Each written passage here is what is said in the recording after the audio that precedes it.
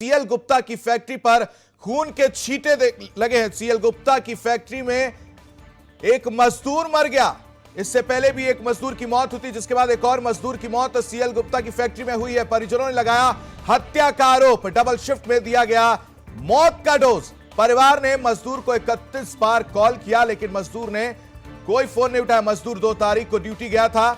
अब तक 3 मौत की खबर आ चुकी है। सीएल गुप्ता के आगे अमरोहा पुलिस भी नतमस्तक नजर आ रही है। धना सेठ सीएल गुप्ता की गुलाम बनी है अमरोहा पुलिस।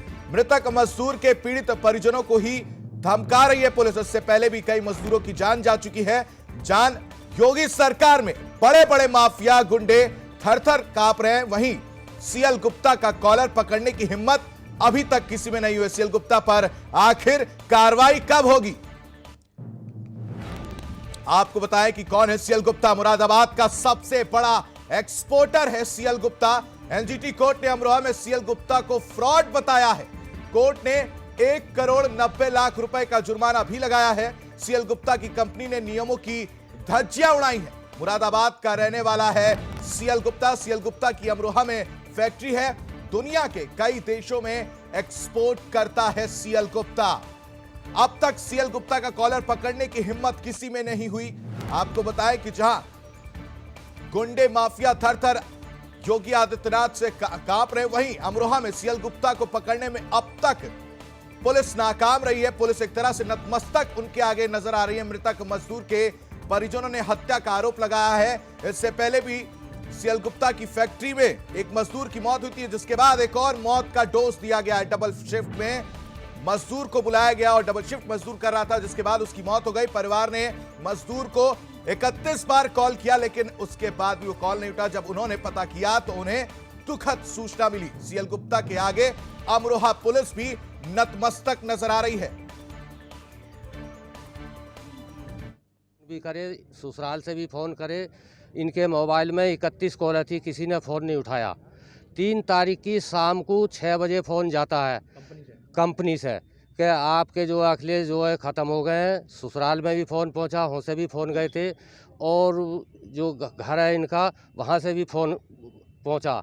तो 6 बजे हम वहाँ सीएल में पहुँचे, 7 साढ़े 7 बजे के टाइम। और वहाँ जाके हमने देखा तो ये कुर्सी पे आराम से ऐसे बैठे दिखाई दिए, जैसे आदमी सो रहा हो। स्टूल पे जो है पैर रखे थे और कुर्सी पे आराम से बैठे हुए दिखाई दिए, जिसका फोटो भी हमारे पास में। और इस खबर पर ज्यादा जानकारी के साथ हमारे संवाददाता गुफरान हमारे साथ जुड़ चुके हैं। गुफरान, आखिर इस सीएल गुप्ता की इतनी हिम्मत बढ़ी कैसे? आखिर पुलिस अब तक इसके गिरबान तक पहुंची क्यों नहीं? देखिए, बिल्कुल बता दूं, ये पूरा मामला जो है डिडौली कोतवाली क्षेत्र में स्थित है सीएल गुप्ता फैक्ट्री, जहां पर पूर्व में भी इस तरीके के मामले सामने आ चुके हैं। और फिलहाल अभी एक ताजा मामला है ये, जो संबल डिस्ट्रिक्ट का रहने वाला मजदूर है।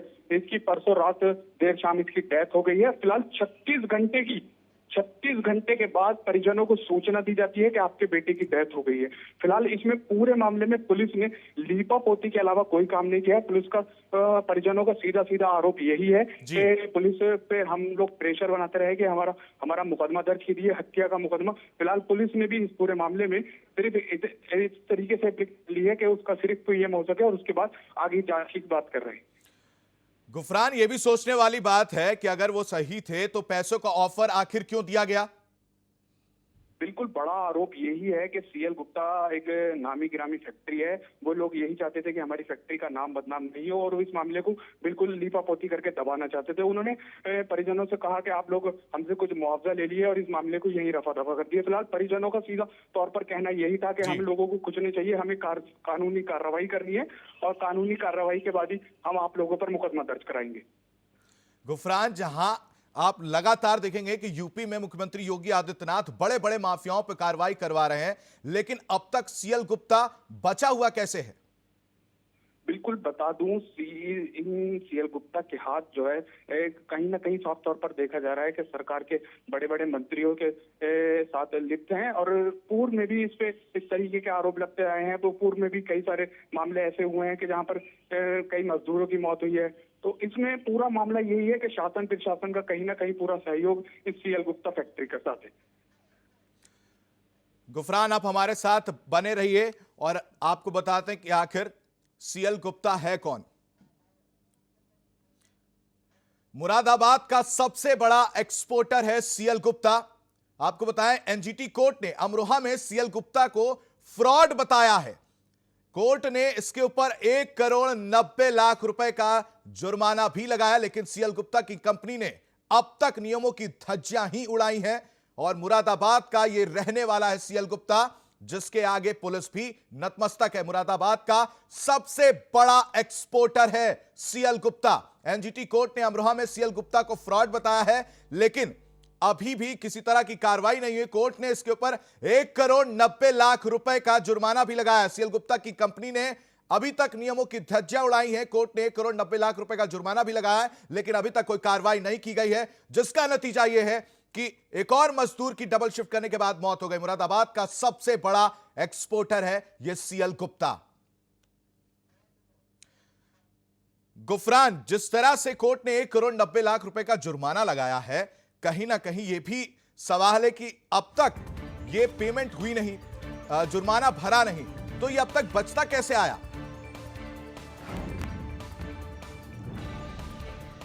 गुफरान, क्या अब तक हमारी आवाज जा रही है?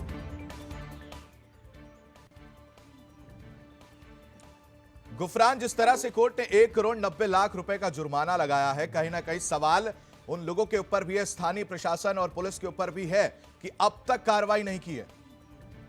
देखिए, बिल्कुल बता दूं, अभी कुछ दिन पूर्व एनजीटी ने सीएल गुप्ता जो ये फैक्ट्री है, नामी गिरामी ये फैक्ट्री है, बात करी जाए पूरे मुरादाबाद मंडल में इसका नाम है। और बात की जाए मंडल में नहीं, मैं तो कहूँ पूरे यूपी के अंदर सीएल गुप्ता का नाम है, मगर एक तरीके से माफिया गर्दी इस पूरी फैक्ट्री के अंदर हो रही है। एनजीटी ने एक बड़ा जुर्माना इसके ऊपर लगाया था, लगभग 1.5 से 2 करोड़ रुपए की पेनल्टी डाली थी। उसमें भी अधिकारियों ने लीपापोती करके उसको भी मामले को शांत कर दिया। जी गुफरान, ये भी कहीं ना कहीं हम कह सकते हैं कि जिस तरह से अभी तक पुलिस का सुस्त रवैया है, कहीं ना कहीं गुलाम ही नजर आ रही है।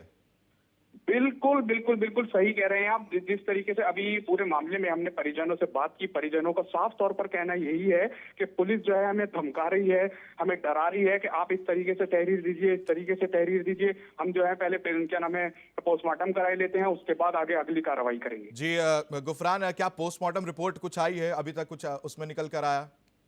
बिल्कुल, अभी मजदूर का पोस्टमार्टम चल ही रहा है, अभी पोस्टमार्टम रिपोर्ट आई नहीं है, उसी का इंतजार है। परिजन फिलहाल अभी पोस्टमार्टम हाउस पे मौजूद है और उनका साफ तौर पर कहना यही है कि हम फैक्ट्री के खिलाफ इस पूरे मामले में हमें कोर्ट जाना पड़े तो कोर्ट जाएंगे, और इससे आगे भी कोई कार्रवाई करनी पड़ेगी तो हम लोग उसका तैयार है। चलिए गुफरान, तमाम जानकारी के लिए आपका बहुत बहुत धन्यवाद। तो सीएल गुप्ता